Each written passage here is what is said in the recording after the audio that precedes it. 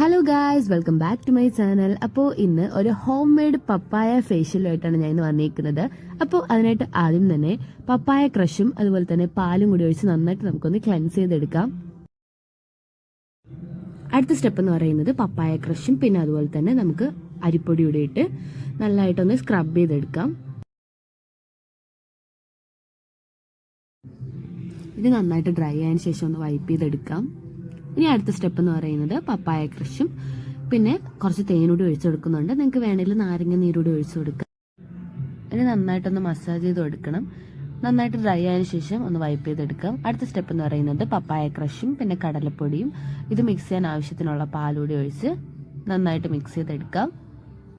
ഈ സ്റ്റെപ്പ് ചെയ്യുമ്പോഴത്തേനും വെറുതെ നമ്മുടെ പാക്ക് അപ്ലൈ ചെയ്താൽ മതി. മസാജിങ്ങൊന്നും കൊടുക്കേണ്ട ആവശ്യമില്ല. ഡ്രൈ ആയതിനു ശേഷം ഒന്ന് വൈപ്പ് ചെയ്തെടുക്കാം. ഇത് നിങ്ങൾക്ക് ഇപ്പോൾ തന്നെ ഒരു ചെറിയൊരു മാറ്റം കാണാൻ പറ്റും.